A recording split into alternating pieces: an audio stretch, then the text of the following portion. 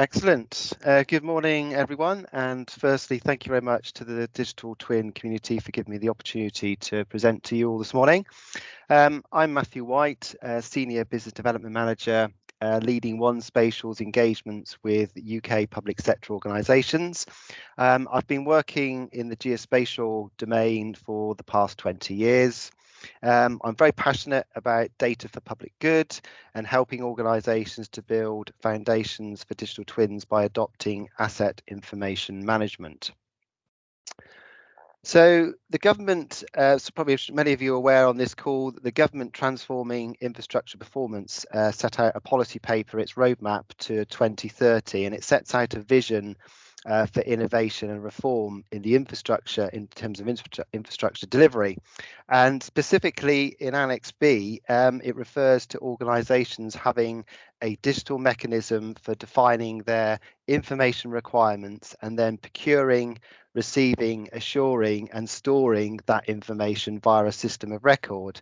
And therefore the information that it needs to procure. Now, also at the same time and aligned to this roadmap, an organisation called the Government and Industry Interoperability Group, or GIG for short, which is funded by the Department for Business, Energy and Industrial Strategy, aims to help the built environment industry deliver and benefit from more interoperable information.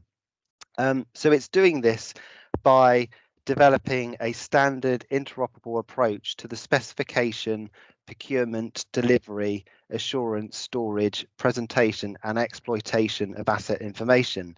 And this approach is explained in the GIG's information management platform guidance, which can be found on the Critical Protection National Infrastructure website.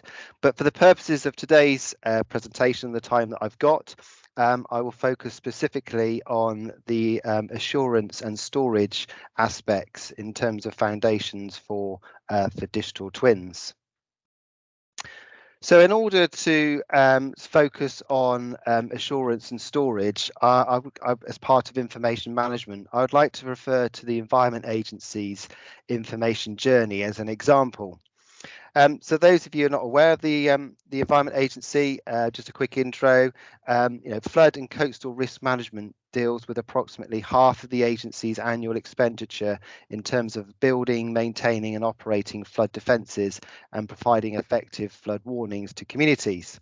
So therefore, data about its extensive flood and coastal defence assets are an essential part of the national infrastructure, and therefore it's an important in terms of the data, is as important as the physical assets themselves. And it's vital that the Environment Agency has in place robust information management, and it's absolutely vital to ensure that the agency's asset data is fit for purpose and therefore a foundation for their digital twin. So the Environment Agency's digital asset data and information delivery needs to be specified, procured, delivered and assured prior to being stored for operational uses, and also, as I mentioned previously, as a foundation for their digital twin. So hopefully you've realised already that information delivery and information management go hand in hand. Specifically thinking about the Environment Agency, they require controlled data delivery by automating data assurance and integration. They require an auditable golden thread system of record, capturing, assuring and storing information, and also its provenance and purpose. They also require tools to significantly improve data quality, completeness and reliability. System integration is really key to the Environment Agency by adopting an open formatted approach, a structured portfolio data model and reference documents to enable the visualization, analytics and a data-led decision-making approach within the agency. So building a reliable and exploitable data repository enables the transfer of insights and value, informing the agency's business operations and policies for better social outcomes. And all these points that I've mentioned on this slide are integral to enabling the Environment Agency's digital twin. So data and information needs to be sorted, arranged, presented visually and actionable. So how does the Environment Agency sort and arrange its information delivery? The answer lies within asset, data and information assurance and storage. The Environment Agency referred to this as Data Store Rules and Visualization, or DRV for short. The integrated DRV service assures GeoCobi data against different asset information requirements, for example, employers' information requirements, their information delivery plan, and also business and technical as well as spatial rules. A hosted FME server looks for new GeoCobi files in an Excel format that have been uploaded by the Environment Agency's external suppliers. That's then submitted into the Environment Agency's common data environment. Those new GeoCobi files are then passed and loaded into a staging area in preparation for assurance using FME server. The One Integrate Central Rules library is then made up of over 170 business and technical rules that check the GeoCobi data. If the GeoCobi data passes the required rules, a verification approval report is generated. If the data fails to meet any of the rules, a verification failure report is generated, advising the supplier of the issues found.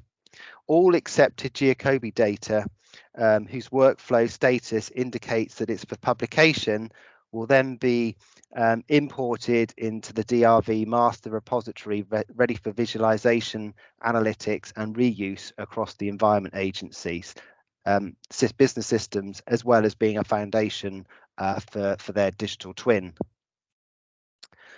These diagrams are the process and technology representations of the agency's information assurance workflow and subsequent data storage. Please contact me if you'd like any further information regarding the specific processes and technologies used for the DRV service at the Environment Agency.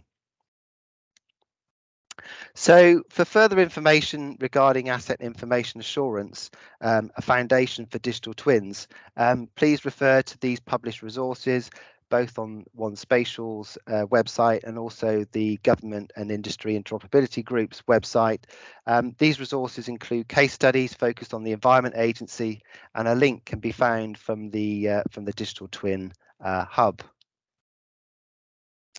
So I'd just like to kind of finish with a quote from the National Infrastructure Commission's Data for the Public Good report. And I think that was published a good three years ago now, but it's still relevant today. The more information we have about the nation's assets, the better we can understand it. The key is to collect high quality data and to use it effectively. One path is to set standards for the format of data, enabling high quality data to be easily shared and understood. Much that we take for granted today is only possible because of agreed standards such as barcodes on merchandise, which have enabled the automation of our checkout systems. Hopefully you'll agree with me that from what I presented this morning very briefly, the Environment Agency's DRV service is a very good example of using standards for helping specify the format and assurance of asset data, enabling the collection of high quality data that can be easily shared and understood.